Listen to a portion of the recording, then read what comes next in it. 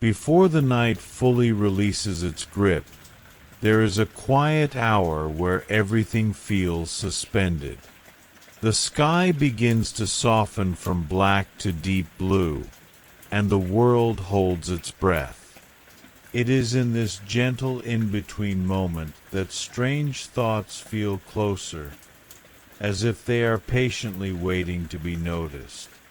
I remember those hours well, the time just before sleep finally arrives.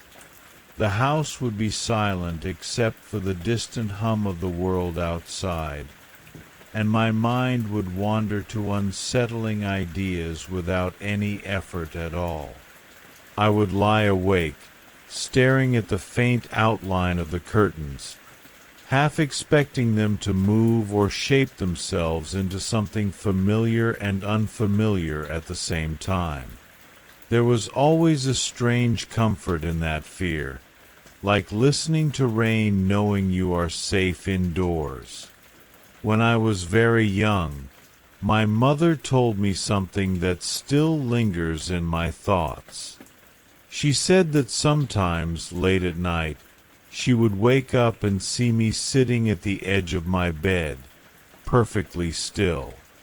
The hallway light would cast a dim glow, just enough to reveal my small shape facing outward, as if I were watching something only I could see.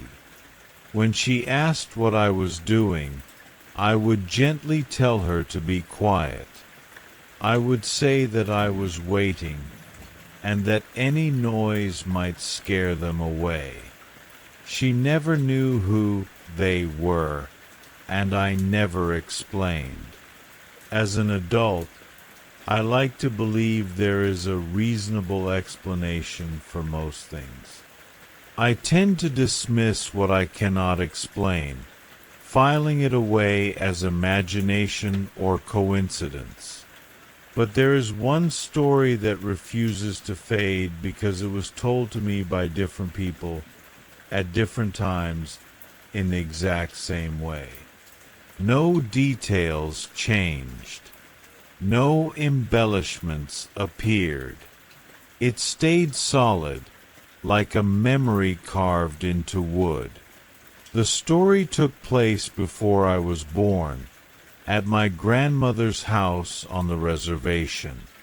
For reasons no one fully explained, the entire family gathered there one night.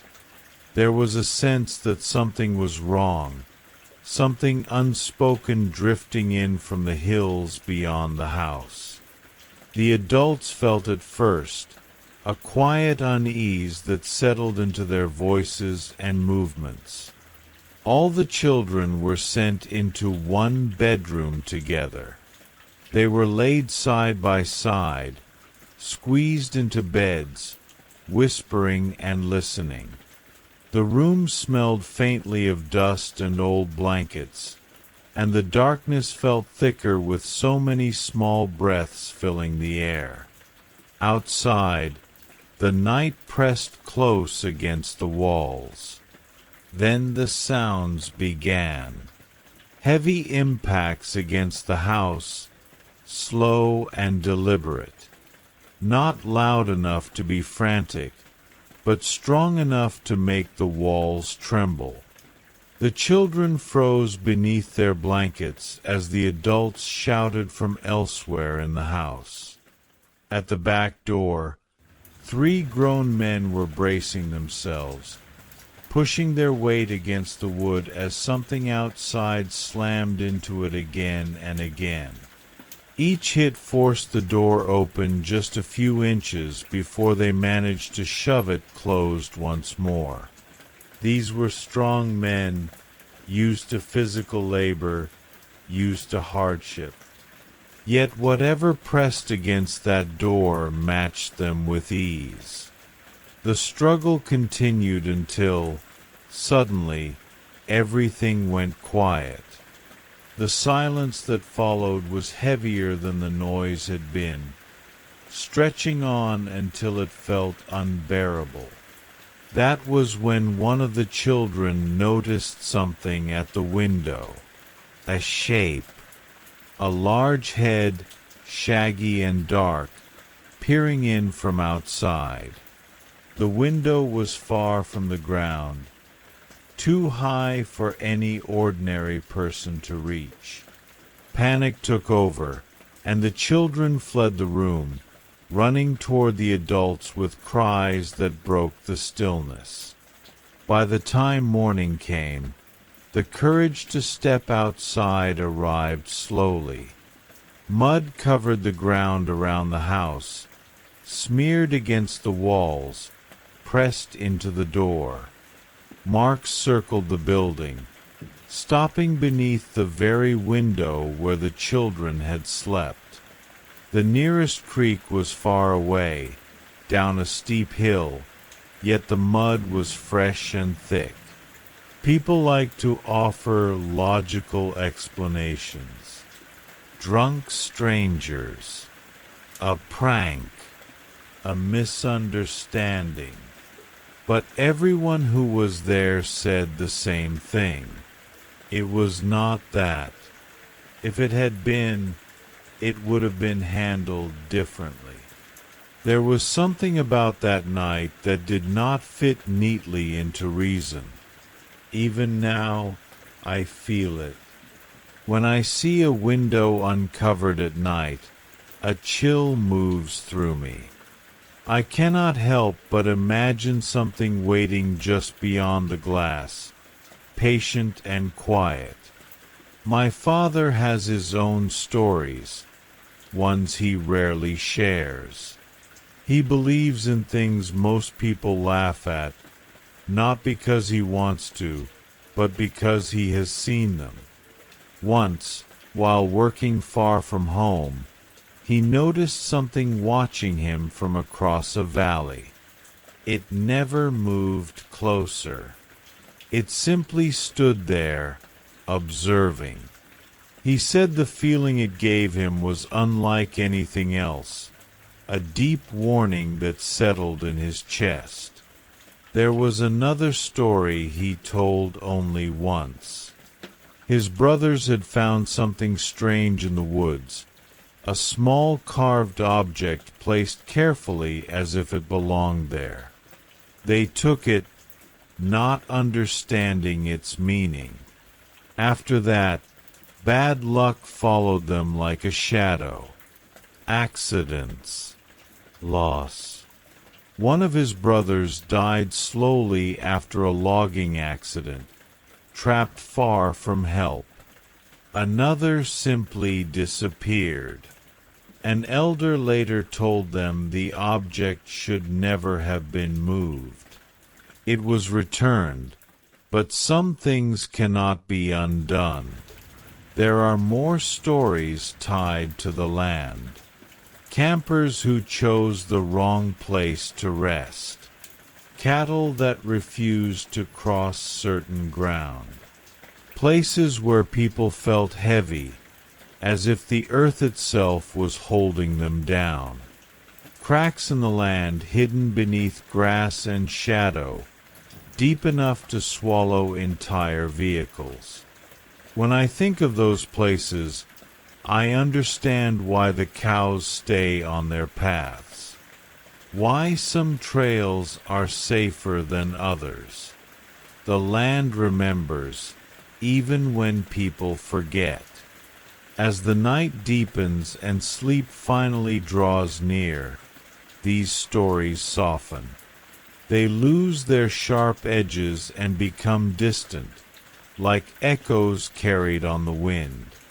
The fear fades into a quiet awareness, a reminder to be respectful of the dark and the silence. And as the rain continues to fall softly in the background, the mind drifts, ready to move gently into the next story, the next whisper waiting just beyond the edge of sleep. Some houses never truly feel quiet, even when nothing is moving. They hold a kind of stillness that feels watchful, as if the walls are listening and the air remembers things long after the people have forgotten. Even years later, Just thinking about such places can bring back a familiar chill, soft and slow, like a distant echo. The house I grew up in was old, the kind of old that carried its age in every creak of the floorboards and every uneven breath of the walls. It sat quietly on its street, blending in with the neighborhood, but from the inside it always felt different. There was a constant sense that the space was fuller than it should have been, not crowded exactly, just occupied. As a child, I could never explain it, only that the air felt heavier there, especially in the evenings when the light faded and shadows stretched into corners that never quite felt empty. Most days passed normally, filled with the usual sounds of family life. The hum of the television, the soft clatter of dishes, footsteps moving from room to room. But beneath those ordinary noises was something subtle, something that made silence feel uneasy instead of peaceful. Even when the house was calm, it felt like it was holding its breath. My younger sister was only 2 or 3 at the time, still at an age where imagination and reality blend easily. She had a habit of saying things that didn't quite make sense, the way toddlers sometimes do. But in that house her words carried a strange weight. One evening, she was sitting on the couch beside my mother, watching a movie that played softly in the background. The room was dim, lit mostly by the glow of the screen and a single lamp in the corner. Without warning, my sister pointed toward the ceiling. Her small finger stayed raised, steady and certain. In a calm, almost cheerful voice, she said that she wanted to go up there. My mother smiled at first, thinking it was just a child's curiosity, and asked her what she meant. My sister insisted, repeating herself, saying she wanted to be with the people up there. She said they were nice to her, as if this was the most natural thing in the world. My mother followed her gaze, scanning the ceiling, the corners, the quiet space above us. There was nothing there. No movement, no shadows, nothing that could explain what my sister was seeing. The room suddenly felt colder, quieter. My mother didn't ask any more questions. Something in my sister's calm certainty made it feel better not to know. That wasn't the only time she said something unsettling. Around the same age, during a simple evening routine, my father was giving her a bath.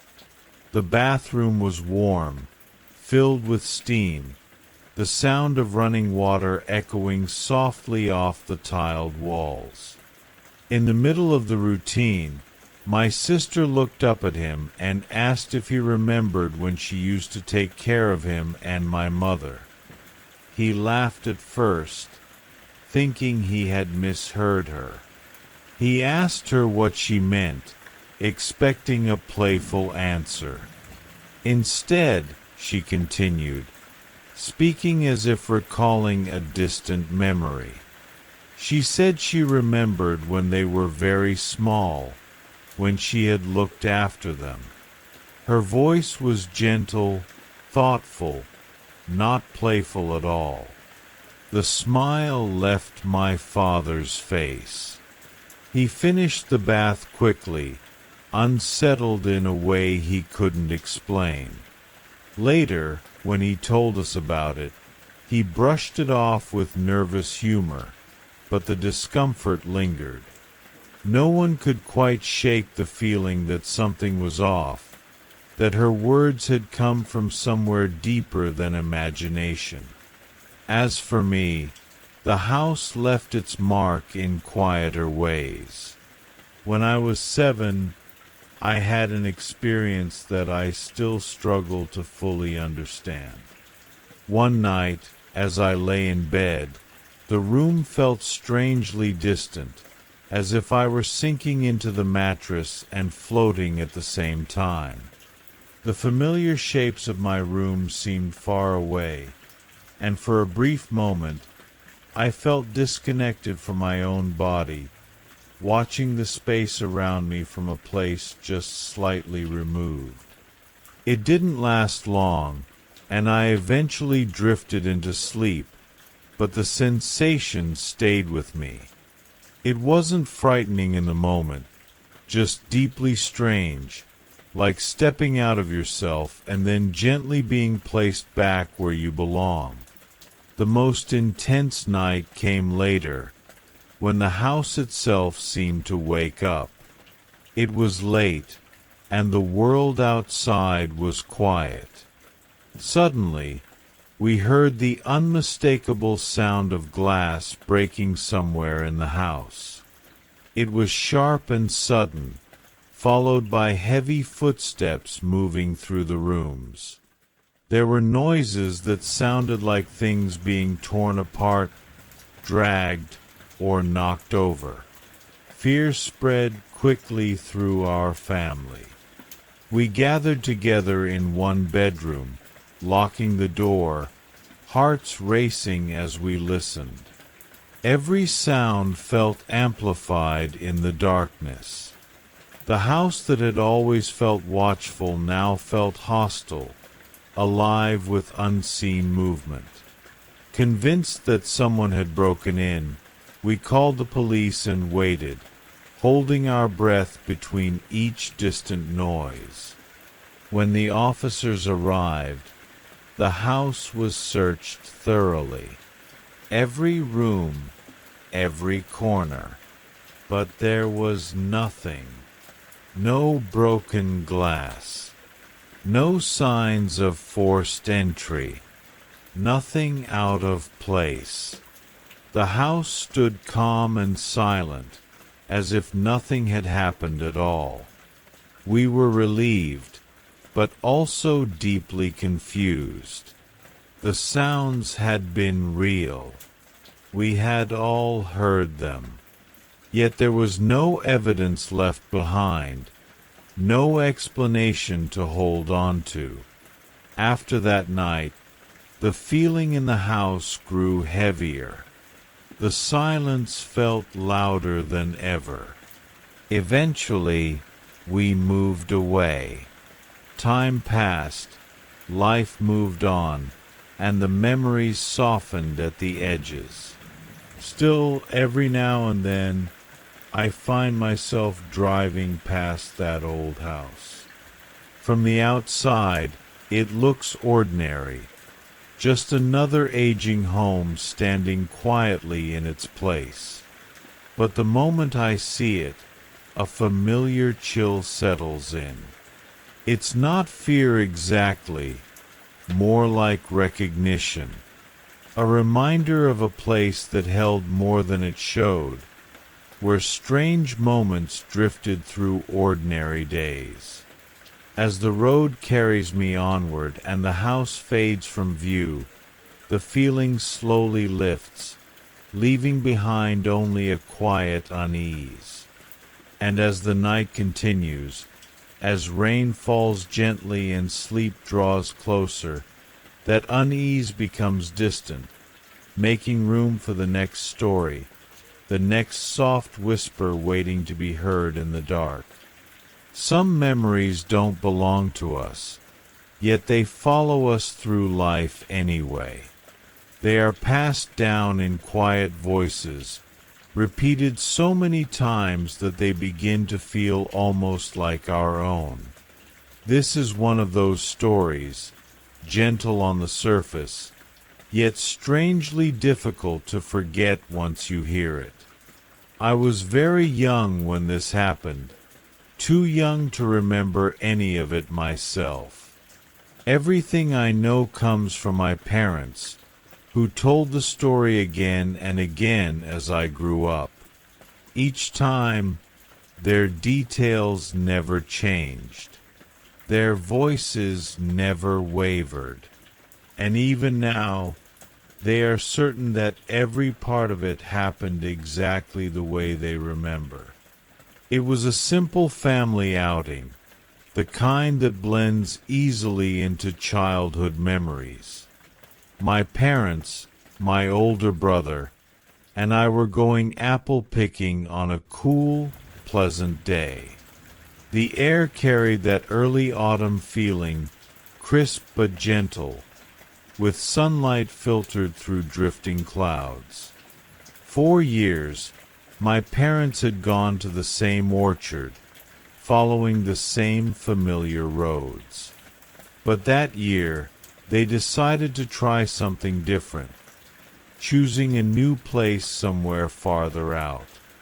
The drive was calm and uneventful, the car filled with quiet conversation and the low hum of the road beneath the tires. At some point along the way, my dad realized we needed gas. He pulled off onto a smaller road and stopped at what looked like an old-fashioned convenience store. It wasn't run down or broken, just dated. The kind of place that felt slightly out of time, like it belonged to a different decade but had somehow stayed standing. While my dad stayed outside to fill the tank, my mom went inside to look for snacks. The moment she stepped through the door, she felt something she couldn't quite explain. The store was clean, well-lit, and neatly arranged, yet everything inside felt old. The packaging on the shelves looked unfamiliar, like brands and designs from another era. Nothing was dusty or spoiled, just strangely preserved, as if time had slowed down inside those walls. She walked the aisle slowly, picking things up and putting them back.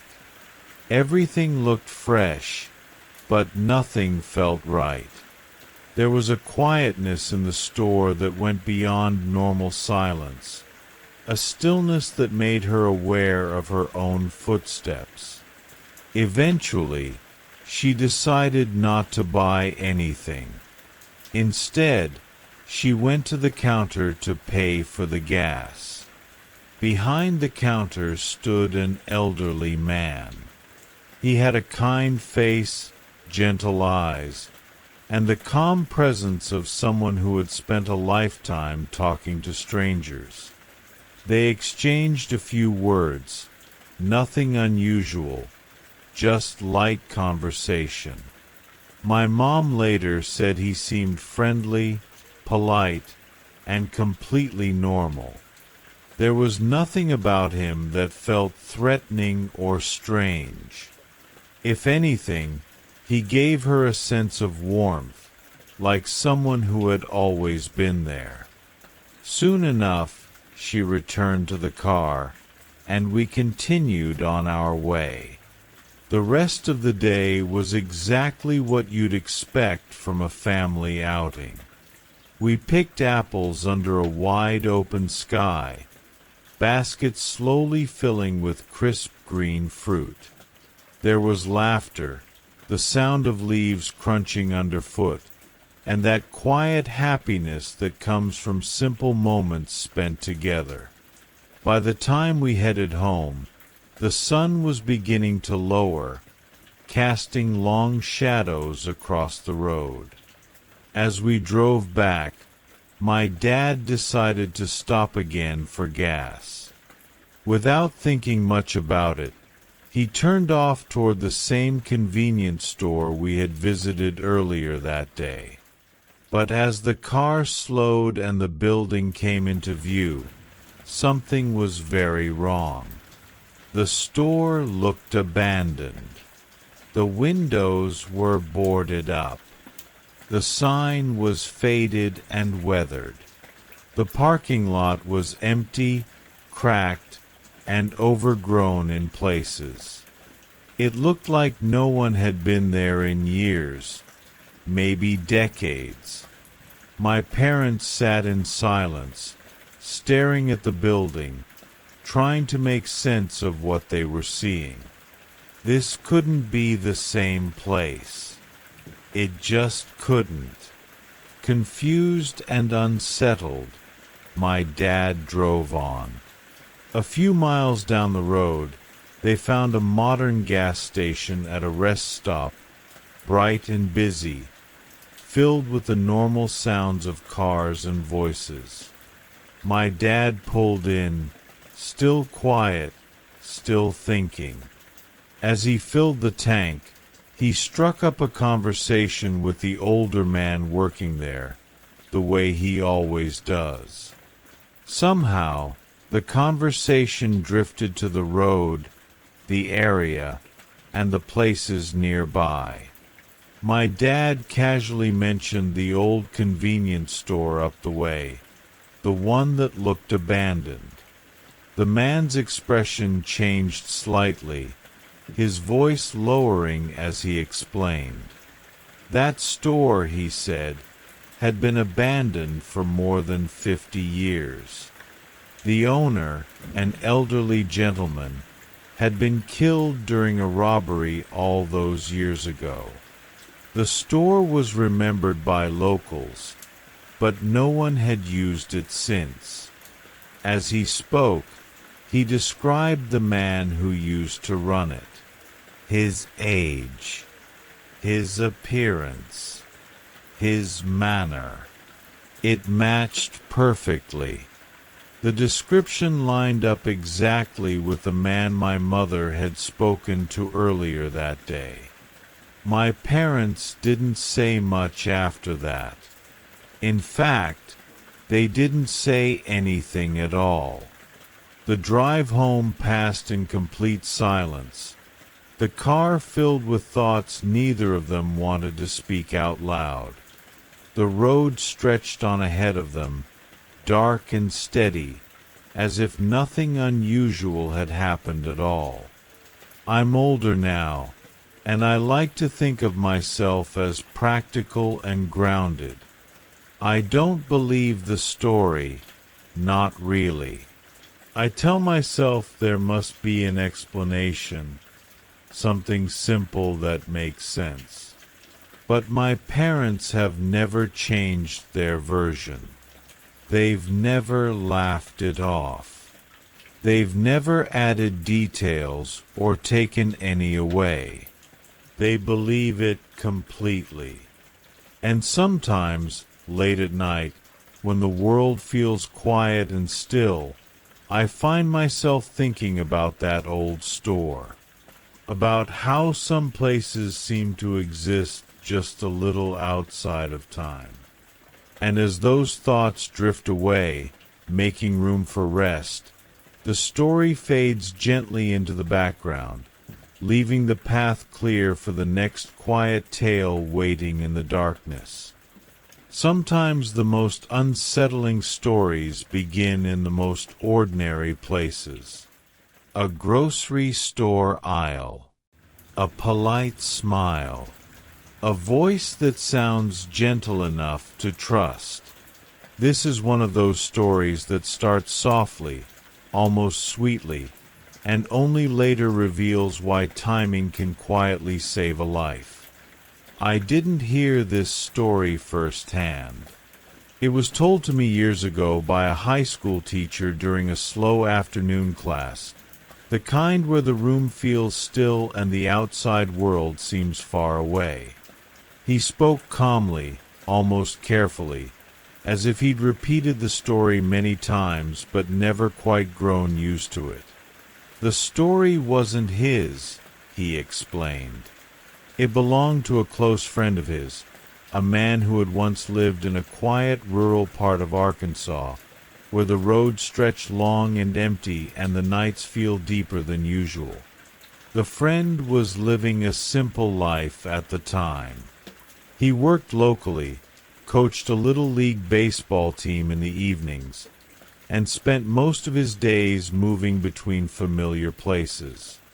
One afternoon, while standing in line at a Walmart checkout, he noticed a young woman ahead of him. They exchanged a few words, nothing unusual at first. Just small talk, polite smiles, the kind of conversation that normally fades as quickly as it starts. But this time, it didn't. She was warm and kind, with a calm confidence that immediately stood out. They talked longer than expected, and by the time they reached the parking lot, it felt natural to exchange phone numbers. Over the next few days, those brief conversations turned into long phone calls that stretched late into the night. They talked about life, beliefs, hopes, and plans. She spoke often about faith, about gratitude, about living carefully and kindly. Every conversation ended the same way, with a soft prayer of thanks. It felt sincere, comforting, and steady. For him, it was everything he thought he wanted. She seemed gentle, grounded, and thoughtful. The more they talked, the more attached he became. They started seeing each other in person, going on simple dates, nothing flashy. Coffee, walks, quiet dinners. She was always polite, always composed, never rushed, never careless. He found himself completely taken by her presence, by how calm everything felt around her. One evening, she called with a change in tone that was subtle but noticeable. She invited him to her home the following Saturday night. She was very specific about the time. 7:30. Not earlier. Not later. Exactly 7:30. Her voice was calm, but firm. She told him that if he arrived even a minute late, she would end things between them. He laughed nervously at first, thinking she was joking, but she wasn't. Still, he agreed. He checked his schedule and knew he had a little league game that afternoon, but it was supposed to end well before evening. There was plenty of time, or so he thought. Saturday arrived quietly. The day felt ordinary, almost too ordinary. The baseball game started on time, but it dragged on longer than expected. Extra innings, delays, parents running late. With each passing minute, he grew more anxious, glancing at his watch again and again. When the game finally ended, 3 children were still waiting for rides home. Trying to do the responsible thing, he started dropping them off. The first 2 went quickly, but the third lived farther away. Panic crept in. His thoughts narrowed, focused only on the clock. In a moment he would later regret deeply, he made a rushed decision, leaving the last child closer to home than planned and urging him to walk the rest of the way. He drove fast, his heart pounding. At home, he showered in a blur, dressed quickly, barely noticing his reflection. When he got back into his car, the sky was already darkening. He knew he was late. He arrived at her house at 7:35. The home sat quietly, lights glowing softly from inside. He walked to the door and knocked, his nerves tight but hopeful. After a moment, the door opened, not by the girl he expected, but by an older woman, calm and expressionless. She looked at him for a long moment before speaking. She told him evenly that he was late, that Clarice had said he should leave. There was no anger in her voice, no explanation, just finality. Confused and embarrassed, he tried to apologize, but the door closed gently in front of him. He stood there for a moment, the quiet of the night pressing in, then turned and walked back to his car. The drive home felt longer than usual. He told himself it was over. A missed chance. A simple mistake. The next day, everything changed. While watching the local news, his attention froze on a familiar image. A house. That house. Police vehicles. Officers guiding two women out in handcuffs. One of them was the older woman who had answered the door. The other was the girl he had been seeing. The headline spoke of missing children and an investigation that had gone on quietly for some time. Soon after, a police officer came to his door. The conversation was brief and careful. The officer confirmed his name, his connection to the young woman. Sensing his fear, the officer paused. He explained that he couldn't officially discuss the details, but felt a responsibility to say one thing. What they had uncovered inside that house was part of a planned ritual, a pattern, a schedule. Everything had to happen at the exact right moment. There had been a space prepared, a place meant for him. His name had been written down, waiting. If he had arrived on time, the officer said quietly, the outcome would have been very different. That night, he lay awake for hours, replaying every moment. The delay at the game, the wrong turns, the 5 minutes that had felt like failure but had quietly kept him alive. Years later, the story still lingers, not because of what happened, but because of what almost did. A reminder that sometimes, even when things don't go according to plan, time itself can be a quiet guardian. And as that thought settles gently into the background, the night continues on, making room for the next story waiting softly in the dark. Some moments linger not because they were loud or dramatic, but because they arrived quietly, without explanation, and stayed with you long after the night had ended. This is one of those moments. A memory that returns softly, like a cool breeze off the sea, carrying with it a lesson learned too late. This story didn't come from a rumor or a retelling passed between strangers. It happened to me many years ago, during a summer when nights felt endless and the world seemed wide open. Back then, I was young enough to feel untouchable, but old enough to believe I understood how things worked. I thought fear was something you could outgrow, like a childhood habit, and that curiosity about the unknown was just another phase you eventually left behind. I had once been fascinated by the paranormal. Shadows, spirits, whispered stories passed around in the dark. All of it used to hold my attention.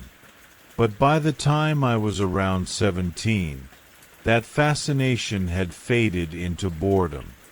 I had convinced myself that nothing unseen could really reach out and touch the ordinary world. I thought I was smarter than that, more grounded, more realistic. That summer night, a group of us gathered at the beach. The sand was cool beneath our feet, and the sea moved slowly, breathing in and out under the moonlight.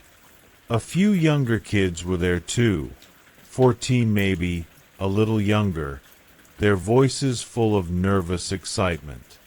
They wanted to tell scary stories.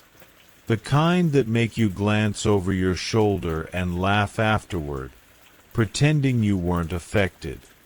I wasn't interested. I sat there listening, feeling detached, restless. The stories felt predictable, harmless.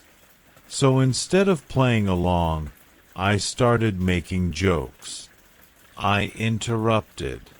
I mocked the ideas of spirits and demons, exaggerating them, turning fear into something theatrical and silly. I wanted a reaction. I wanted to shake the mood, mostly because I was bored. At one point, I went too far. I started shouting mock invocations into the night, my voice carrying over the sand and toward the water. I pretended to count down dramatically, calling on dark forces like it was some kind of game. Most people laughed nervously. A few looked uncomfortable. One man there, much older than the rest of US, didn't laugh at all.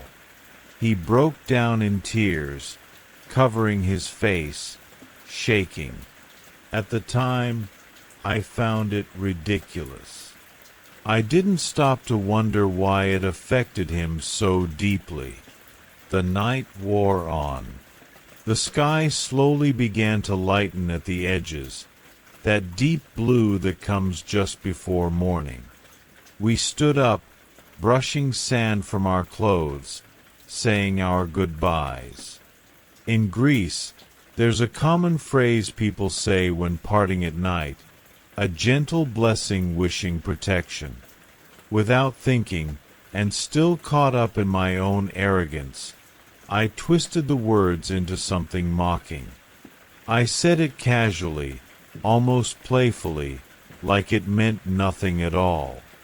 The sound that followed was sharp and sudden, a hard strike across my face, clear and unmistakable.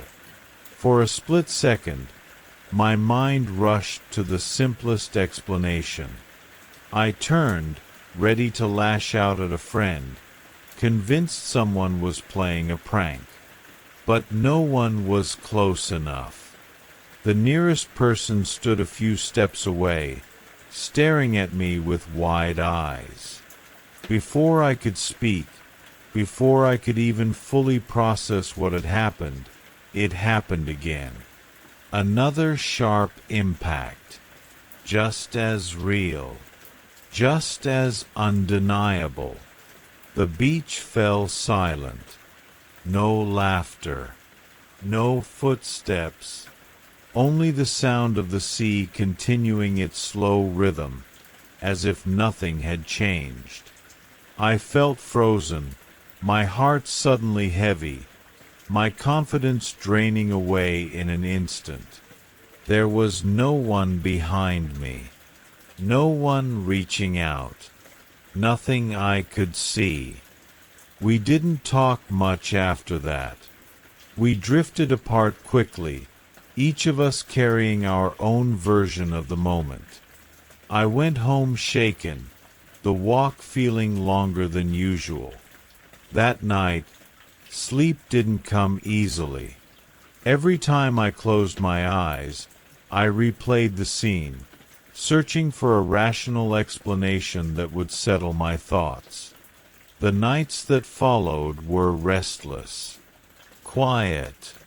I lay awake listening to the familiar sounds of my home, suddenly aware of how thin the line felt between certainty and doubt. I didn't feel watched. I didn't feel chased. Just corrected.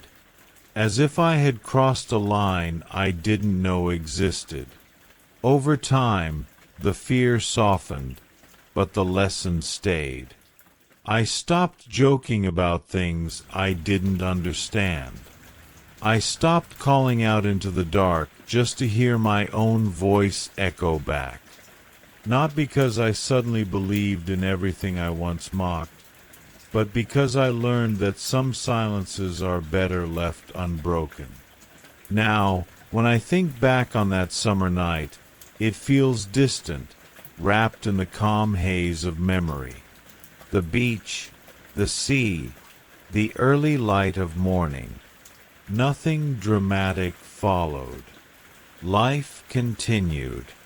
But every so often, when the night is quiet and the air feels heavy with unspoken things, I remember how quickly confidence can fade, and how the unknown doesn't always need to announce itself loudly to be felt. And as that memory settles, the darkness remains gentle, making room for the next quiet story waiting just beyond the edge of sleep. Some stories arrive quietly, like a soft knock on the door of memory, asking only to be heard. They don't rush. They don't shout. They simply wait, patient and gentle, until you're still enough to listen. This is one of those stories, the kind that lingers long after the telling, not because it was frightening, but because it was tender in a way that feels hard to explain. My friend shared this with me about a month after his mother passed away. Her death itself was sudden but ordinary in the way life sometimes is. She had gone out for a walk in the back garden, a place she loved and cared for deeply, and her heart simply gave out.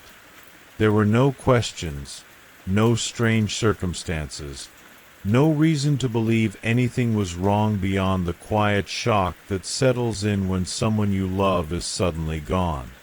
For the first few weeks after her passing, the house felt unchanged.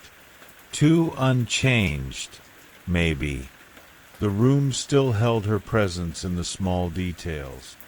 The way a chair was slightly pulled back from the table, the faint scent of her soap lingering in the hallway, the familiar rhythm of a home that hadn't yet realized it had lost someone. Grief moved slowly through the house, careful and subdued, like it didn't want to disturb anything.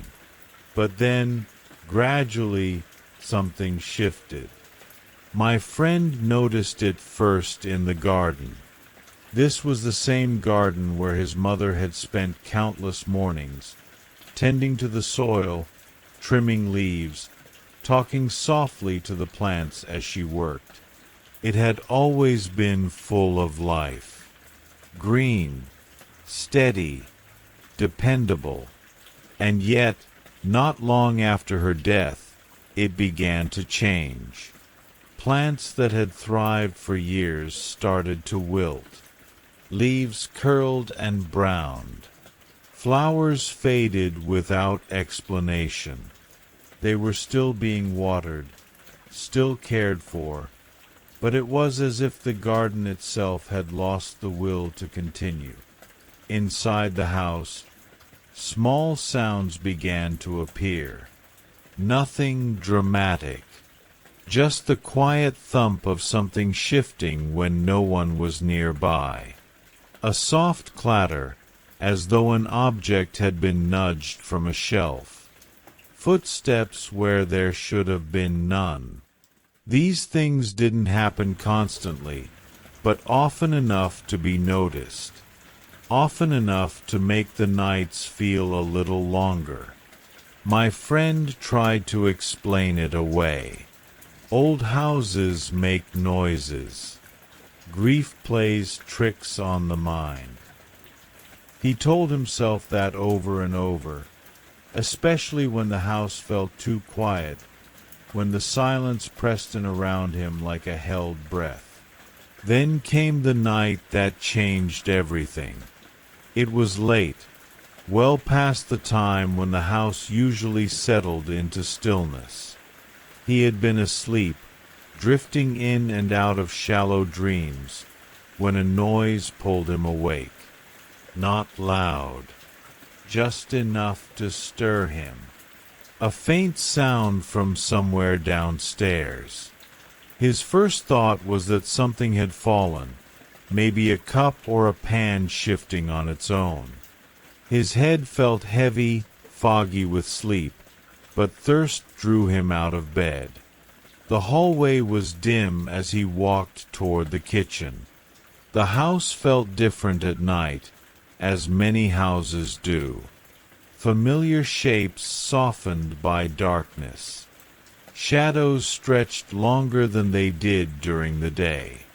He moved slowly, barefoot against the cool floor, trying to shake off the strange sense of unease that had settled in his chest.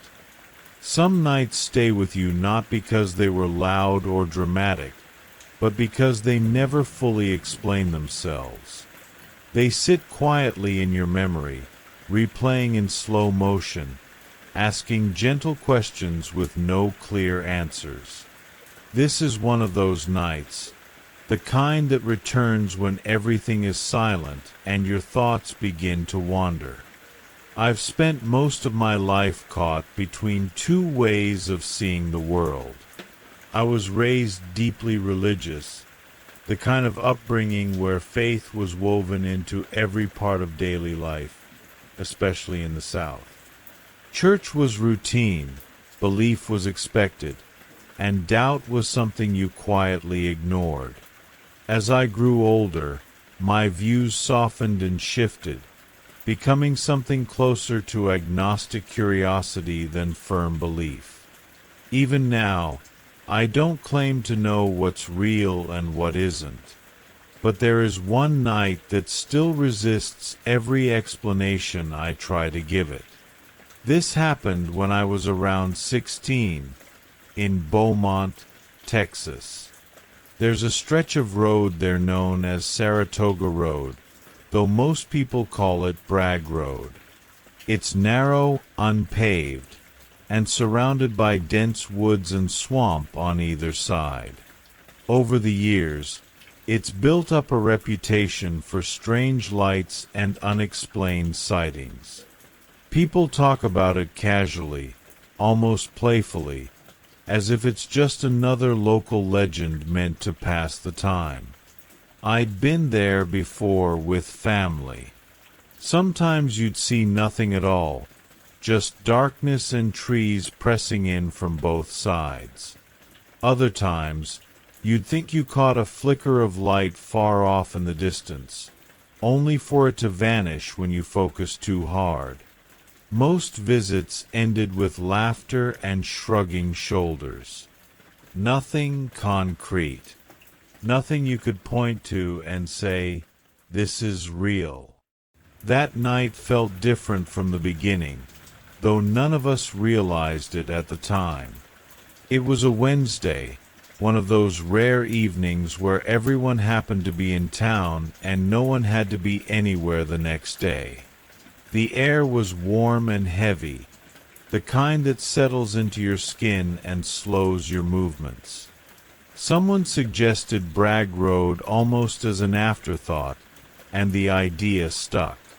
Fewer people would be out there midweek, which, according to local wisdom, improved your chances of seeing something unusual.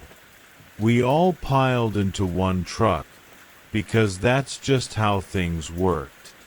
I sat in the truck bed with my stepdad, the metal warm beneath us, while my mom, brother, aunt, and cousins rode inside the cab. The road was quiet as we turned onto it, the headlights cutting a narrow tunnel through the darkness. The first drive down the road was uneventful. The truck moved slowly, tires crunching softly against dirt and gravel. The woods felt close, almost leaning in, but nothing happened. No lights. No sounds beyond the usual night noises. We did pass one other group, though. A handful of college-aged people had pulled into a small clearing near the swamp. They were just stepping out of their car when we passed, and they watched us closely, their expressions hard and unwelcoming. It felt uncomfortable, but not alarming. We reached the end of the road and turned around. By the time we came back, we'd completely forgotten about them. As we approached the clearing again, the headlights revealed something that hadn't been there before. The group had set up a small campfire, its glow flickering against the trees. Near it stood a tall pole with a sign attached, and painted clearly on that sign was a pentagram. The people stood close together, speaking quietly among themselves, their faces lit from below by the firelight. When they noticed us, they stopped talking. The looks they gave us were sharp, intense, and deeply unsettling. I felt my stomach tighten as we passed them, the truck rolling forward steadily. My stepdad and I were fully exposed in the truck bed, nowhere to hide, while everyone inside rolled their windows up instinctively. The moment lingered longer than it should have, then slipped behind us into darkness. Not even 2 minutes later, everything changed. At first, it was a sound. A faint crackling, like leaves shifting high above us, but sharper somehow. My stepdad nudged me urgently and pointed upward. His voice, when he spoke, wasn't loud, but it carried a panic I'd never heard from him before. I followed his finger. Above the treetops, drifting between branches, were small glowing lights. Bluish-white, soft but unmistakable. They moved quickly, fluttering back and forth as if alive, each one roughly the size of a large beach ball. They hovered there for a moment, suspended about 20 feet above the road, casting a faint glow over the leaves. Then they began to descend. Fear hit me all at once, cold and overwhelming. My stepdad and I started pounding on the back window, yelling for my aunt to drive. She slowed down instead, confused, asking what was wrong. That hesitation felt endless. The lights dropped lower, closer, and the crackling sound grew louder, changing into something thin and high-pitched. It wasn't mechanical. It wasn't natural. It felt wrong in a way that's hard to describe, like a sound that didn't belong in the world. Finally, the truck lurched forward. We went from crawling along the road to speeding dangerously fast, the vehicle swaying as we tore down the narrow path. The lights followed us. They stayed just behind and above, moving effortlessly through the trees, keeping pace no matter how fast we went. The sound followed too, wrapping around us, vibrating in my chest. No one screamed anymore. We were past that. Everyone was silent, holding on, bracing, praying in their own way that it would stop. And then, just as suddenly as it began, the road ended. We burst out onto the pavement and didn't stop until we reached a gas station several miles away. Everyone climbed out of their vehicles, shaking, talking over each other, trying to make sense of what we'd seen. There were no disagreements, no differing versions. We all saw the same lights. We all heard the same sound. We never went back. Even now, years later, I don't know what to believe.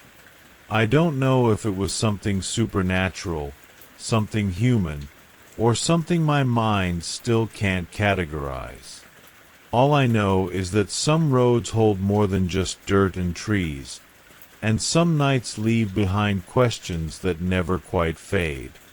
As the sound of distant rain settles in and this memory drifts quietly into the dark, there are more stories waiting, just beyond the edge of sleep, ready to unfold with the same gentle unease.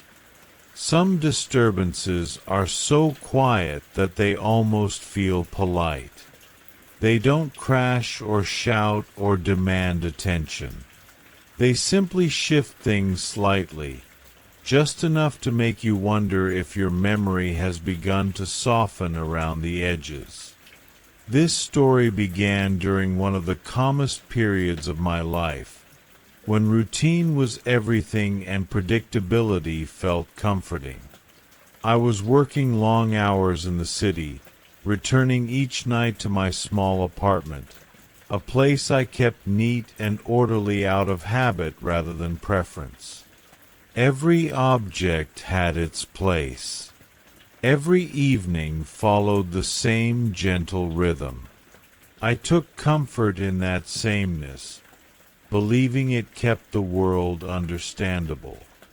At first, the changes were so small I barely noticed them. A chair not fully pushed under the table. A cup in the sink that I didn't remember using. The milk carton turned a different direction in the refrigerator, as if someone had set it down without thinking. I told myself these were lapses in attention, nothing more. Long workdays can blur together, and memory can be unreliable when life becomes repetitive. But the pattern began to reveal itself slowly. These things never happened while I was away at work. I would leave the apartment exactly as I remembered it, and return to find everything the same. The changes only appeared in the morning. I would wake up to a space that felt almost right, but not quite. Close enough to be unsettling. Different enough to make me pause. I began retracing my evenings in my mind. I wondered if I was sleepwalking, moving through the apartment without awareness, guided by some leftover instinct from childhood. The thought unsettled me, but it also made sense. Stress can do strange things. I considered seeing a doctor. I even laughed quietly to myself one night, standing in the kitchen, thinking how ridiculous it would be to discover I was rearranging my own home in my sleep. Still, the feeling persisted, a sense of being slightly out of sync with my own space. So I decided to record myself.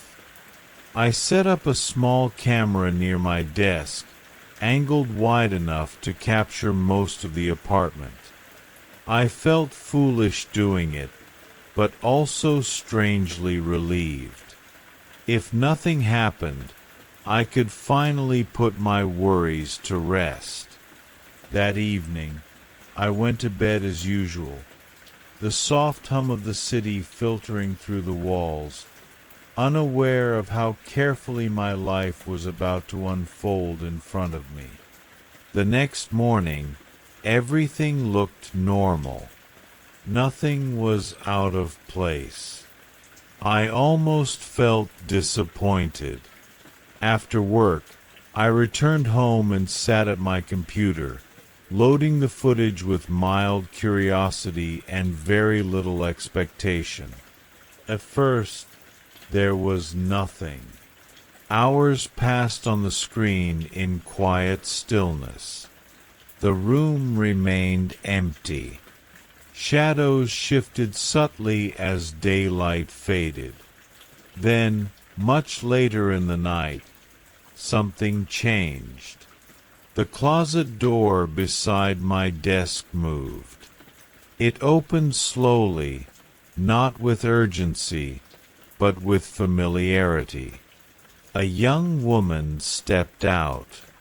Her clothes were worn and dusty, as if she had been living between places, between moments. She moved carefully, quietly, as though she knew the apartment well. She wandered through the rooms, opening the refrigerator, eating small amounts of food, drinking water directly from the tap. She paused often, listening, aware of the space in a way that suggested long practice. I sat frozen, watching my own life being gently occupied. She never looked at the camera. She never rushed. After some time, she returned to the closet, stepping back into the darkness as if it were a hallway rather than a hiding place.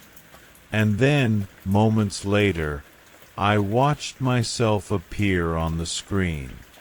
I rose from bed, unaware. I moved through the apartment just as calmly as she had, and all the while, she remained hidden only a few steps away, unseen, sharing the same air. The realization settled over me slowly, like a heavy blanket. Not fear exactly, but a quiet disbelief. A sense that the world had expanded in a direction I had never considered. The authorities later explained everything in practical terms. She had been living unnoticed in small spaces for some time, slipping into apartments, surviving quietly. The story made the news. People called it shocking, unthinkable. But what stayed with me was not the explanation. It was the gentleness of it all. The careful way my life had been touched without my knowing. The realization that even in the most familiar spaces, there can be unseen layers, moving softly alongside us. Now, when I place a chair back under the table, or close the refrigerator door, I do it slowly, mindfully, with gratitude for the quiet order of the present moment. And as this memory settles back into the dark, there are other quiet stories waiting. Stories that drift in softly, like footsteps in an empty room, ready to carry you deeper into rest.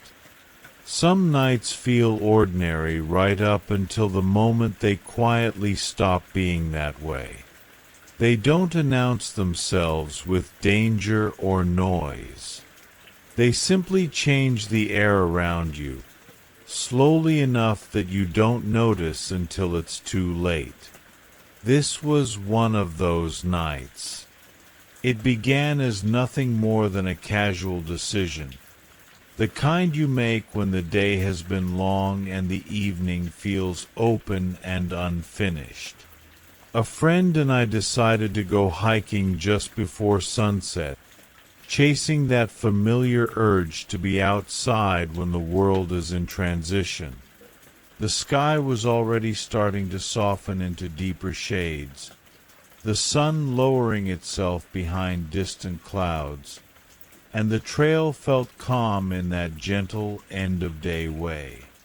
We talked easily as we walked, boots brushing against dirt and loose stones, the forest around us breathing quietly.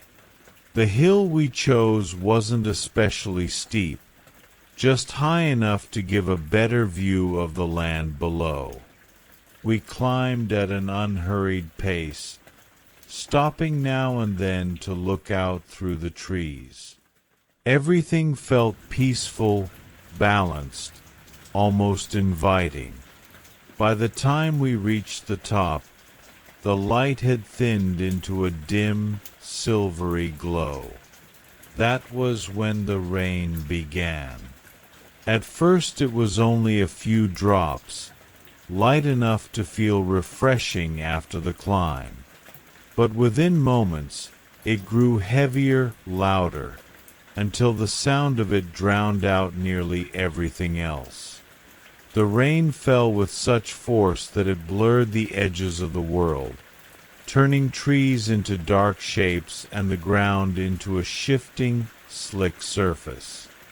It didn't feel like a passing shower. It felt overwhelming, as though the sky had decided to empty itself all at once. We laughed at first, half shouting over the noise, but the laughter didn't last. The sun was completely gone now, hidden behind thick clouds, and the air grew colder. We agreed without much discussion that it was time to head back. Going downhill should have been easier, but the storm made it confusing. Trails blurred together. Familiar landmarks disappeared behind curtains of rain. We tried to retrace our steps, but the slope seemed wrong, the angles unfamiliar. That was when we first thought we heard something behind us. Footsteps. At least, that's what it sounded like. Soft, irregular, blending in with the rain. We paused, listening, hearts ticking a little faster. The storm was loud enough to explain it away, and we did. We told ourselves it was just water hitting leaves, just our own movement echoing back at us. So we kept going. Time stretched strangely as we moved through the darkness. When we finally reached the trail again, relief washed over us, but it didn't last. The forest had gone quiet in a way that felt intentional. The rain slowed to a steady drizzle, just enough to dampen sound rather than mask it. Darkness pressed in from all sides, thick and heavy. We walked faster now, no longer talking much. The path ahead was barely visible, and that uneasy feeling returned, stronger than before. The sense of being watched isn't something you hear or see. It settles into your body without asking permission. And that was when we noticed the sounds again. Twigs snapping, footsteps, not one set, more than one. They weren't close enough to pinpoint, but they followed the rhythm of our movement. When we slowed, they slowed. When we sped up, they seemed to adjust as well. We didn't say what we were thinking, but we both felt it. Something was moving with us, just out of sight. It could have been animals. The area was known for wildlife.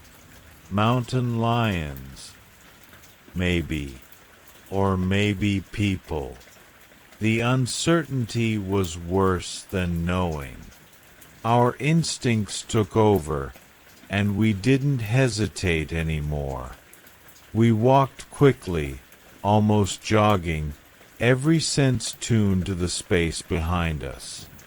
When the trail finally opened up and my car came into view, relief hit us like a wave. We didn't look back. We climbed in, slammed the doors shut, and just sat there, breathing hard, rain tapping gently against the windows. Inside the car, the world felt smaller, safer. We laughed nervously, replaying the hike in fragments, trying to convince ourselves it had just been an unlucky mix of weather and imagination. The heater hummed softly as our clothes began to dry, and for a moment the tension eased. Then we noticed the other car. It was parked down the street, not far away, about 20 feet from us. A man sat inside, completely still. His headlights were off. His face was angled directly toward our car. Not down, not distracted, just watching. We were certain the car hadn't been there before. We hadn't passed anyone walking to it. We hadn't seen anyone approach. It was as if he had simply appeared once we stopped paying attention to the world outside. Minutes passed in silence. Neither of us spoke. We watched through mirrors and side windows, careful not to move too much. The man didn't shift. He didn't look away. He didn't give any sign of what he was thinking. The rain had nearly stopped now, leaving the night unnervingly quiet. After what felt like a long time, he turned on his headlights. The sudden brightness made us flinch, but still, he didn't move. Another stretch of silence followed, heavy and uncomfortable.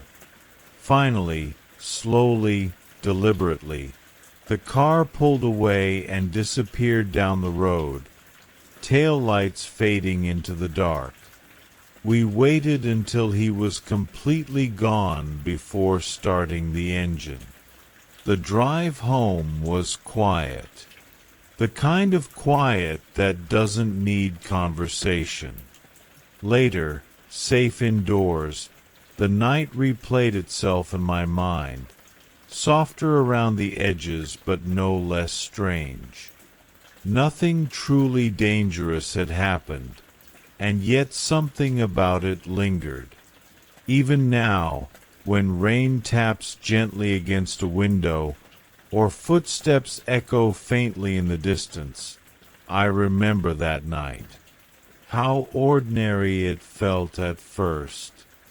How quietly it shifted. And as that memory settles, there are more stories waiting beyond it, drifting forward slowly, ready to follow you deeper into the calm darkness of the night. Some stories don't rush toward fear. They move slowly, like a quiet house just before dawn. They settle into the corners of your thoughts and wait there. This is one of those stories. I don't consider myself a believer in anything supernatural. I've always leaned toward logic, explanations, and the comfort of things that can be measured and understood. And yet, there are moments shared with me that refuse to fit neatly into reason. Moments that linger not because they are loud or violent, but because they are calm, subtle, and deeply unsettling. This is one of those moments, passed to me through family, and told the same way every time, with the same quiet seriousness. My uncle has been a pastor in a small town in Oklahoma for most of his life. Faith has always been the background music of his world, steady and familiar.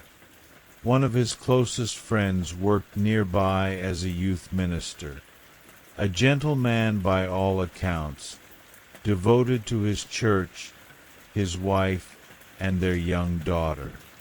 Their home was modest, peaceful, the kind of place where routines mattered and weekends followed a comforting rhythm.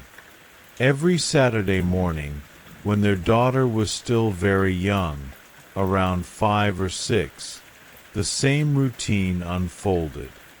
Before sunrise, while the rest of the neighborhood slept, mother and daughter would wake early and move quietly into the kitchen. They would turn on soft lights, pull out pans, and make breakfast together. It was their time. A small ritual filled with warmth, whispered conversation, and the simple joy of doing something together while the world outside remained dark and still. The house itself was usually silent at that hour. No traffic, no distant voices, just the gentle hum of appliances and the faint creak of the floorboards as they moved from room to room. One Saturday morning, however, something felt different. The daughter woke up in her bed, the room still wrapped in darkness. At first, she thought nothing of it, but then she noticed a thin line of light creeping beneath her bedroom door. She listened, half asleep, and heard the faint sounds of movement drifting down the hallway. Pots softly touching, a pan being shifted, the familiar sounds of breakfast beginning. Confused, she lay there for a moment. Her first thought wasn't fear, but disappointment. Why would her mother start without her? That had never happened before. The idea bothered her enough that she pushed the covers aside and climbed out of bed, small feet padding quietly across the floor. She opened her bedroom door and stepped into the hallway. The house was dark, completely dark. The light she thought she'd seen was gone. The hallway felt still, heavy with silence. She walked slowly toward the kitchen, expecting to see her mother standing at the stove, maybe smiling, maybe apologizing for starting early. But the kitchen was empty. The lights were off. The air was cool. No one stood at the counters. No one moved near the sink. The only sign that anything was out of place was a few pots and pans resting where they normally wouldn't be, as if someone had started and then quietly stopped. She stood there for a moment, confused more than frightened. Then she turned and walked back down the hallway to her parents' bedroom and gently woke her mother. "Mommy," she asked softly, "why did you try to make breakfast without me?" Her mother, still half asleep, frowned. She hadn't been in the kitchen. She hadn't gotten out of bed at all. Assuming her daughter must be mistaken, she brushed it off at first. But the question lingered, and unease slowly crept in. She nudged her husband awake and told him what their daughter had said. Something about it didn't feel right. The house was supposed to be quiet, secure, safe. Careful not to alarm his family, the father got out of bed and reached for an old aluminum baseball that he kept nearby. Not as a weapon, really, more as a comfort. The house was still dark as he stepped into the hallway, every sound suddenly amplified by the silence. He moved slowly, checking room after room. Everything looked normal. No broken windows. No open doors. When he reached the kitchen, he noticed the same thing his daughter had seen. Pots and pans slightly out of place. Nothing damaged. Nothing obviously wrong. Just enough to suggest that someone had been there. Then he stepped into the small reading room beside the kitchen. It was a simple space. A couch against the wall. A small bookshelf. And in the corner, a wooden rocking chair that had been there for years. The room was dim, lit only by the faint glow of early morning light filtering through the windows. At first, he thought his eyes were adjusting. Then he realized the rocking chair was moving. It wasn't a gentle sway. It was rocking steadily, rhythmically, as if someone had just stood up and walked away. No one was sitting in it.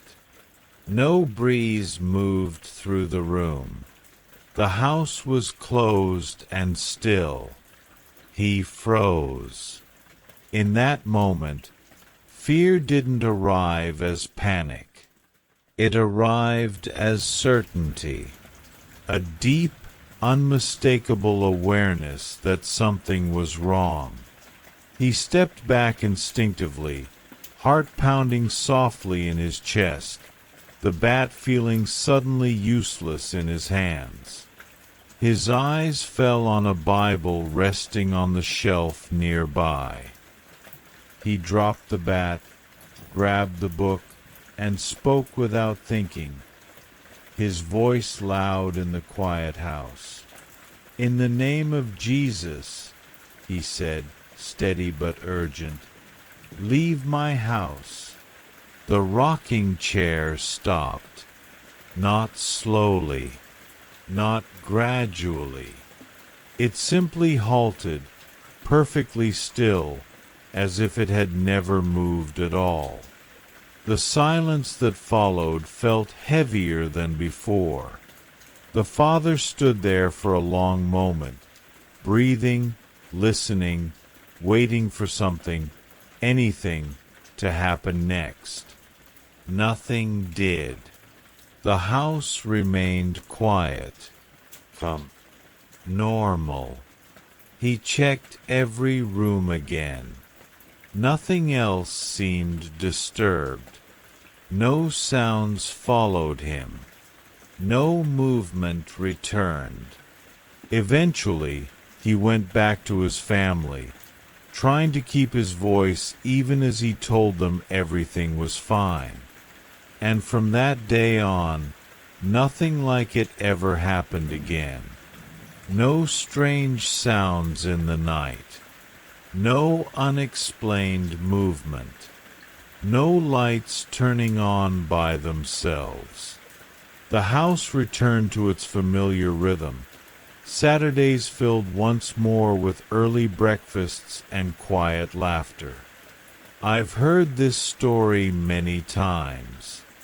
Each time, it's told without embellishment, without drama. Just a simple recounting of something that happened and never repeated itself. I still don't know what I believe about it. Maybe there's an explanation waiting somewhere, one that fits neatly into logic and reason. But even now, when I imagine that quiet house before dawn, the still air, the rocking chair moving on its own and then stopping all at once, I feel a gentle chill. Not sharp or frightening, just enough to remind me that some moments don't need answers to stay with us. And as that thought settles, the night continues on, calm and unbroken, ready to carry us gently into the next quiet story waiting just ahead. Some nights don't announce themselves with noise or chaos. They arrive quietly, tucked between ordinary plans and familiar roads. They linger because nothing truly terrible happens. Only enough to make you feel watched long after it's over. I was about 18 when this happened, old enough to feel confident, young enough to believe nothing truly strange could touch us. One of my friends lived a few miles outside our village, far enough that the countryside swallowed the road signs and the nights felt wider, emptier. His house sat beside a motorway, its distant hum blending with the wind like a constant, low breath. Behind it stretched open land, fields where his parents kept horses, dark shapes moving gently in the moonlight. That weekend, his parents were away on holiday, and we had planned a small gathering.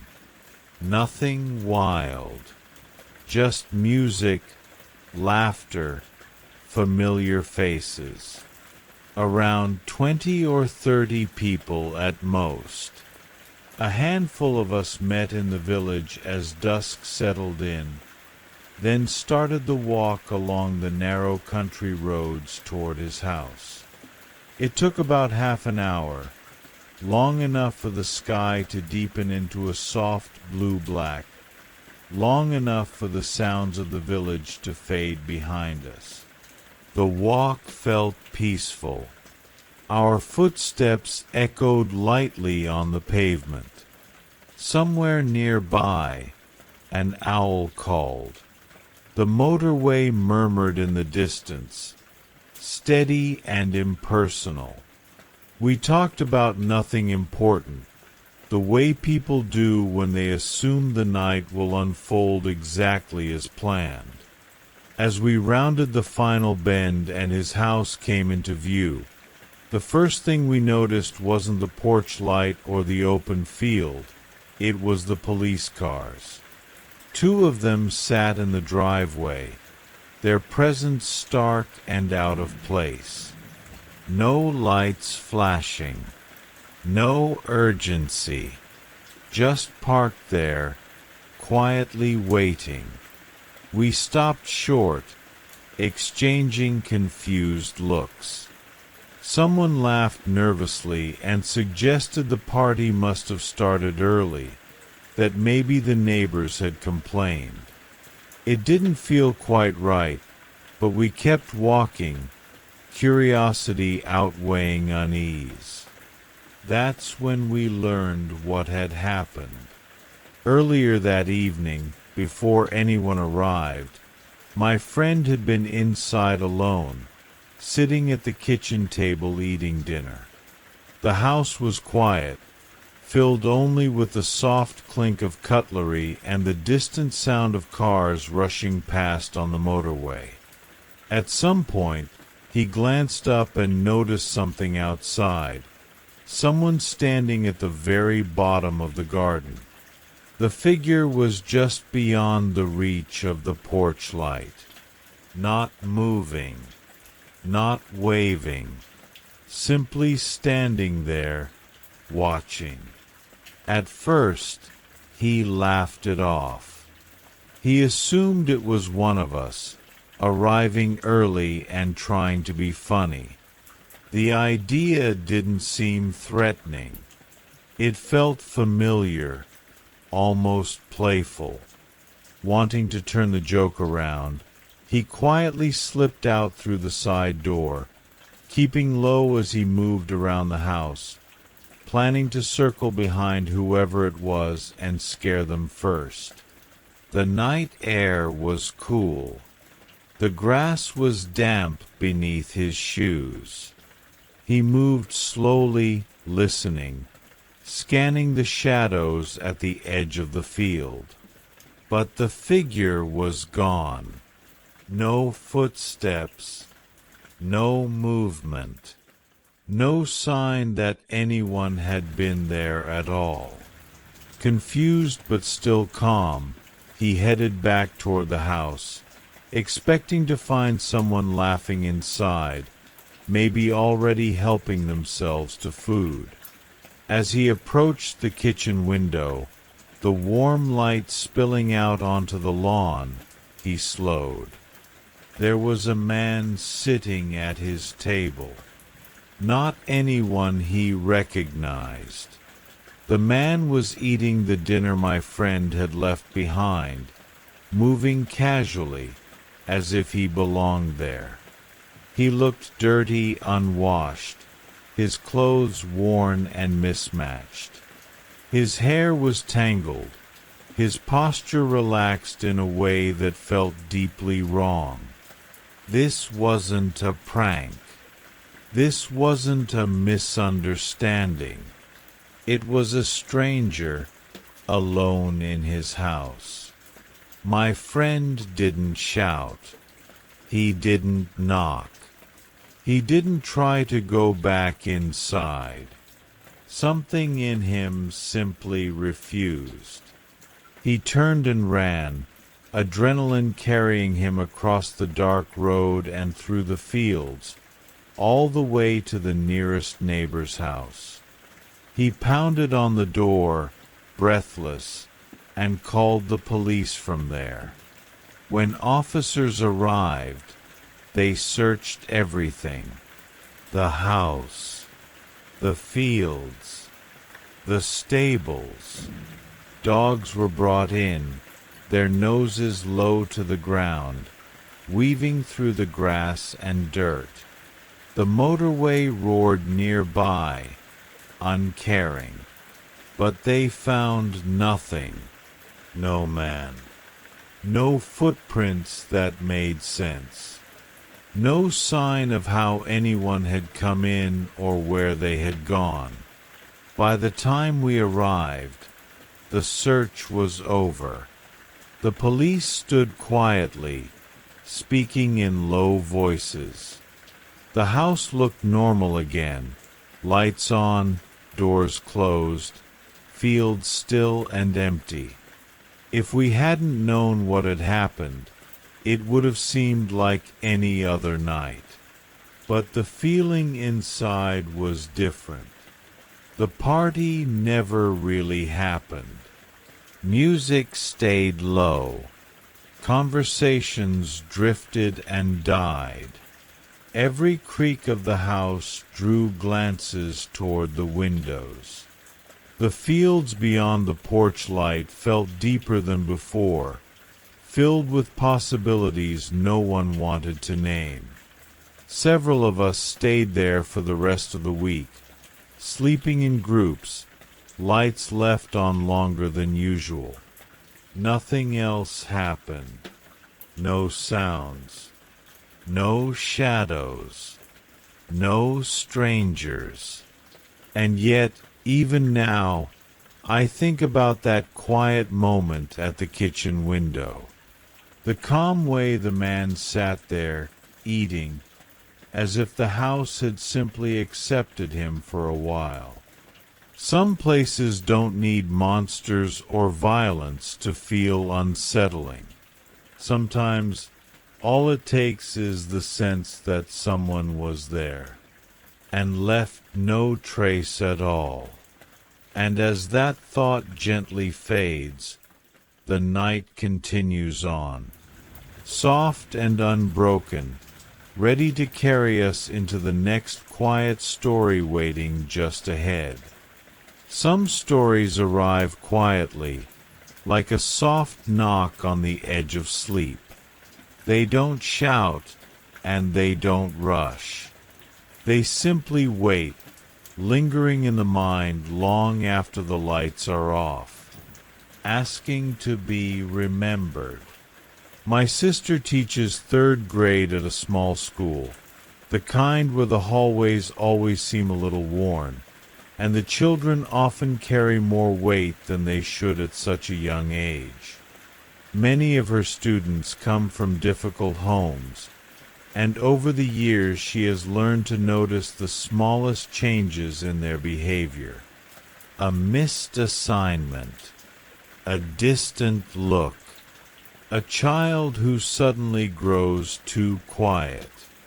One student, in particular, caught her attention. This little girl was known for being responsible and focused. She paid attention in class, finished her work, and rarely caused trouble. So when she began nodding off during lessons, my sister noticed immediately. At first, it was subtle. A slow blink. A head dipping just for a moment. Then it became more frequent, until the child could barely keep her eyes open through the morning. Concerned, my sister waited until recess and gently asked her what was wrong. The playground buzzed with laughter and running feet, but the girl stood still, her hands folded tightly in front of her. She stared at the ground and shook her head. She wouldn't say a word. Days passed, and nothing changed. Finally, my sister mentioned it to another teacher, an older woman who had been at the school for years and knew many of the families personally. When my sister explained her concern, the woman's expression shifted. Not surprised, not curious, just quietly serious. She told my sister what she had heard. The little girl, she said, had always been honest. She wasn't the type to exaggerate or invent stories. She didn't lie to get attention. That was why her parents had taken her seriously when she first came to them, frightened and confused. It had started with small complaints. The girl told her mother that every night, after she went to bed, someone came out of her closet. A young girl, she said. Someone with tangled hair and hands that always looked dirty, like they had been digging in the ground. The girl didn't speak much. She didn't shout or run around. She simply opened the closet door and began to play with the toys. At first, the mother assumed it was an excuse. She had been scolding her daughter for leaving toys scattered across the floor at night. But the child insisted she had cleaned everything up before bed. She said she could hear the closet door creak open later, slow and careful, and the soft sounds of toys being moved. Each night, it was the same. The little girl said she would pull her blanket over her head and lie very still, listening. She could hear the quiet movements, the faint rustle of fabric, the gentle click of plastic toys touching each other. She never looked. She didn't want to see. The exhaustion made sense then.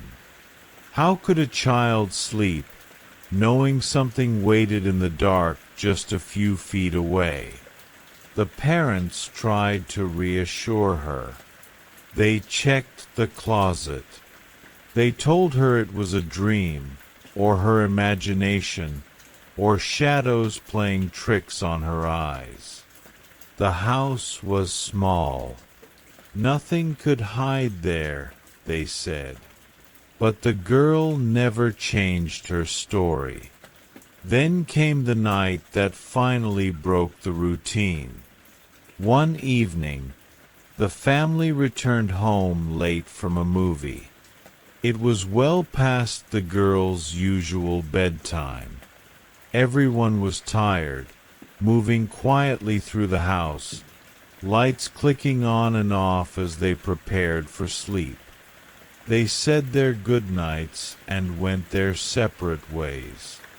Not long after, there was a knock at the parents' bedroom door. When they opened it, their daughter stood there trembling. Her face was pale, her eyes wide and glassy. She was crying so hard she could barely speak. All she managed to say was that she didn't want to be alone. Eventually, the words came out. She told them that when she walked into her room and turned on the light, she saw the dirty girl asleep in her bed, curled beneath the blankets, breathing softly, as if she belonged there. That night, the child slept between her parents, clinging to them until morning. The next day, she barely spoke. And after that, the nights grew long and restless. At school, she struggled to stay awake. At home, the closet stayed shut, but the feeling never left. The sense that something had already claimed the space. My sister never met the girl in her home. She only saw the tired eyes, the way the child flinched at sudden noises, the way she avoided talking about bedtime altogether. Nothing dramatic ever followed. No sudden ending. Just a slow fading of details as time moved on, leaving behind the quiet question of what a child might see when adults are too quick to explain things away. And sometimes, when the world grows quiet at night, and closets stand closed in the dark, it's easy to understand why sleep doesn't come easily. Why blankets feel safer pulled tight. Why small sounds seem louder than they should. The night holds many stories, after all. And as this one settles softly into silence, another waits patiently, ready to drift into the calm space just beyond sleep. Some places don't announce themselves. They don't look frightening or sound dangerous. They simply sit in the quiet, watching patiently, as if they've been waiting for someone to notice. About a year and a half ago, after a long second shift at work, my best friend and I decided to drive out to my family's farm. We had known each other for more than 15 years, and nights like this were our way of unwinding. No noise, no distractions, just the open land and the sky above us. It was early fall in Michigan, crisp and clean, the kind of night where the air feels sharp but comforting, and every breath feels awake. We parked near the old fields and sat there, talking softly, letting the quiet stretch between us. The stars were clear and steady, scattered across the sky like distant lanterns. Somewhere far off, insects hummed in a steady rhythm, and the land rested the way it always had, wide, dark, and still. After a while, my friend grew quiet. He stared out toward the tree line, his eyes tracing the shadows where the pasture met the woods. Then, almost casually, he asked something that made the air feel just a little heavier. "This place," he said slowly, "has always felt strange to me, like you're being watched. Did something ever happen here? Something bad?" I laughed softly at first, more out of habit than amusement. I told him I only knew the stories my father had shared over the years. Old family stories. the kind you grow up hearing until they blend into the background of childhood. Still, as I began to speak, the farm around us felt like it was listening. I told him about my great-grandfather, who bought the land in the early 1930s. Back then, the farm was a shared effort. Relatives came from miles around to help with chores, mending fences, tending fields, repairing buildings. In return, they were allowed to hunt the land, bringing food home to their families. It was a hard life, but a close one. One autumn evening, my great-grandfather's cousin came by to help out. After a long day's work, he asked if he could go coon hunting later that night. It wasn't unusual. He knew the land well enough, and he had hunted it before. Permission was given, and shortly after sundown, he headed out into the fields. By morning, something felt wrong. His vehicle was still parked in the driveway. He should have been gone hours earlier. The sky was still dark when my great-grandfather noticed, but worry settled in quickly. He knew the general area where his cousin planned to hunt and decided to walk out that way himself. The land was quiet as he moved through it, the grass damp with dew, the air thick with early morning stillness. As he approached the back pasture, he rounded a familiar bend and called out his cousin's name. The sound carried across the field. Something answered.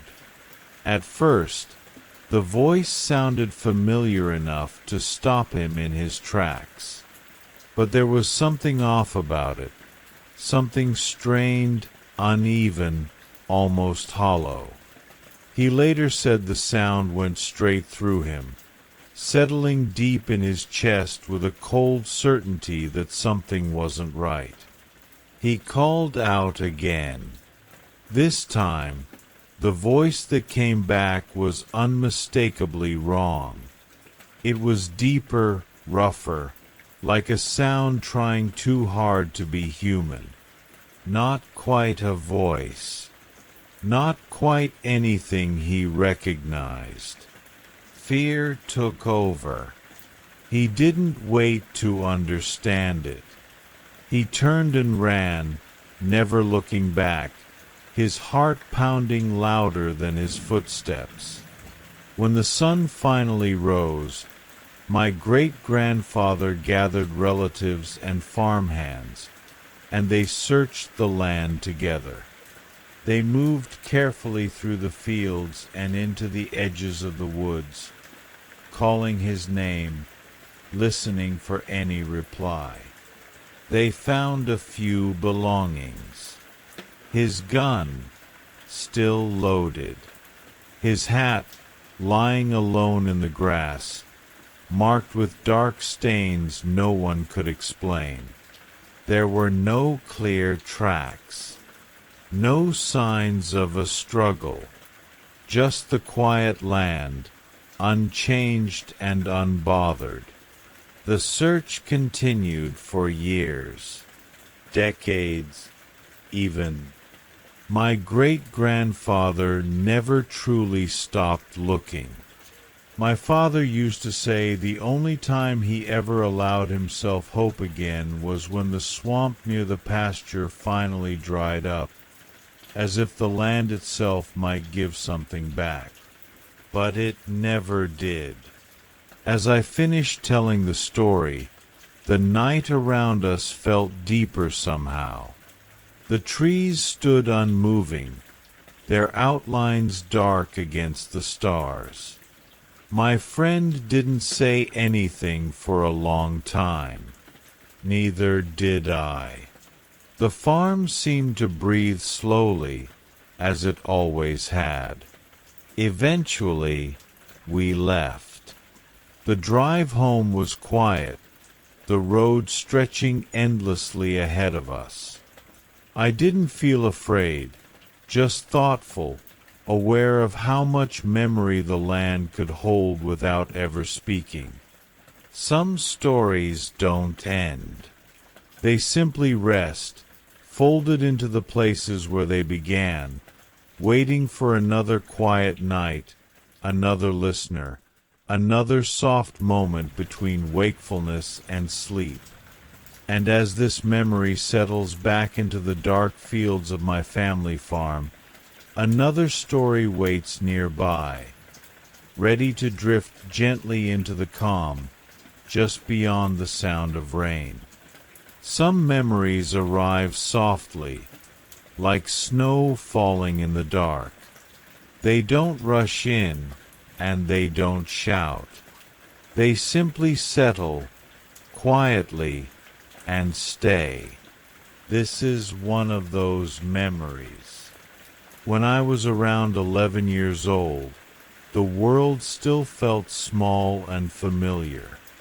I lived in a duplex, the kind of house split cleanly down the middle, where two families lived close enough to hear each other's daily lives through shared walls.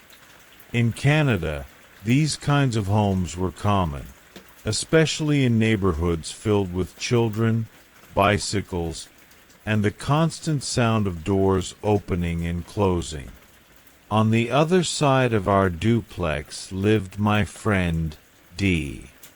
D was the oldest among his siblings, just like I was in my family. That made us similar in ways we didn't talk about much. We both knew what it felt like to be a little more responsible, a little more aware. We played together often, drifting in and out of each other's homes, sharing toys, jokes, and the quiet understanding that comes from growing up side by side. Eventually, my family moved across town. It wasn't far, but for a child, it felt like crossing into a different world. New streets, new routines, new faces. I didn't think much about the old neighborhood after that. Life moved forward the way it always does when you're young, quickly, without much reflection. Then one day, not long after the move, I noticed a small article in the newspaper. It mentioned that an 11-year-old boy had died on my old street. I remember reading it without any sense of alarm. Streets are long. Names are common. It didn't occur to me, even for a moment, that it could be D. A few days later, the phone rang. That was when everything shifted, quietly and completely.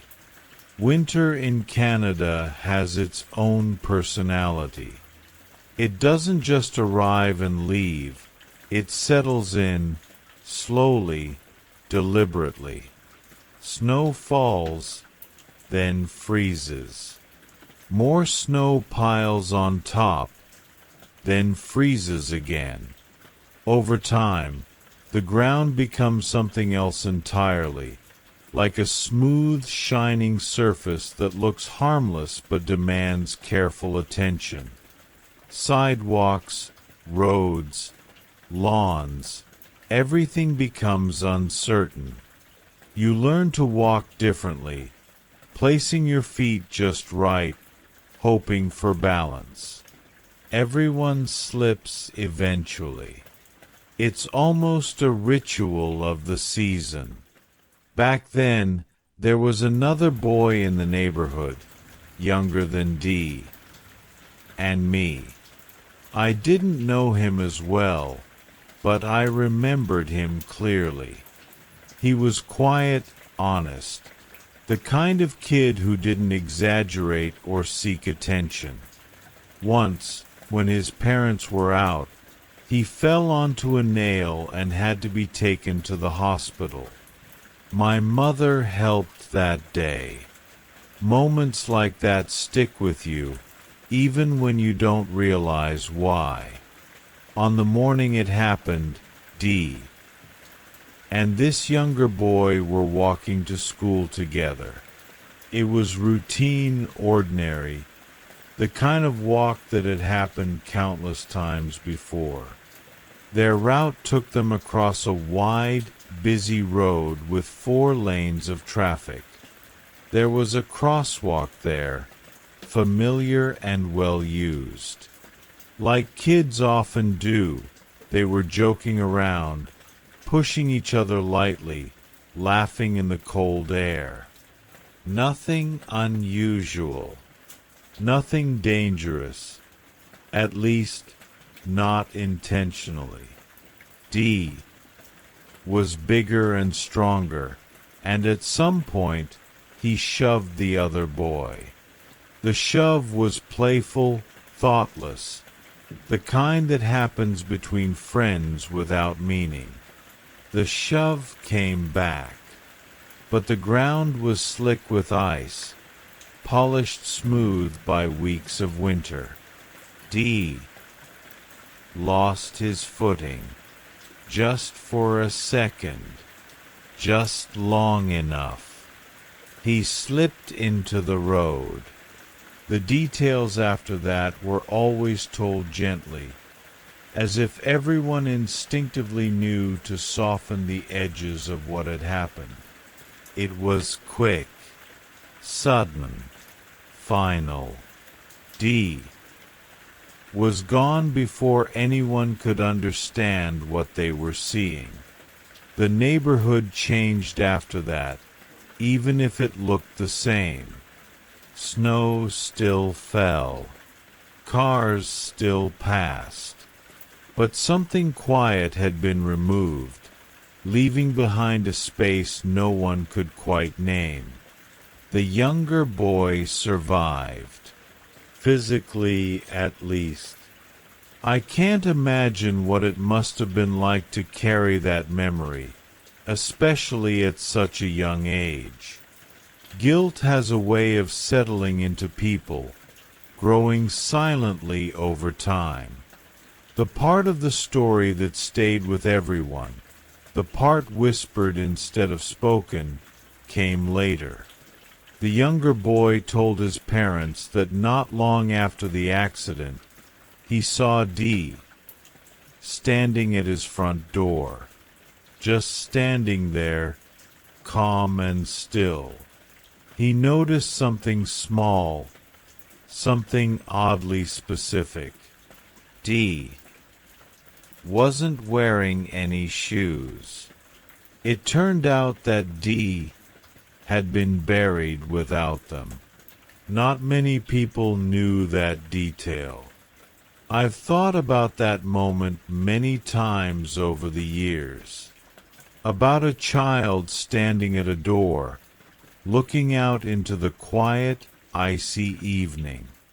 About how grief can shape the mind, especially when it's mixed with shock and guilt. I don't know what he truly saw. I don't claim to believe it was something supernatural. But I do believe that loss leaves echoes.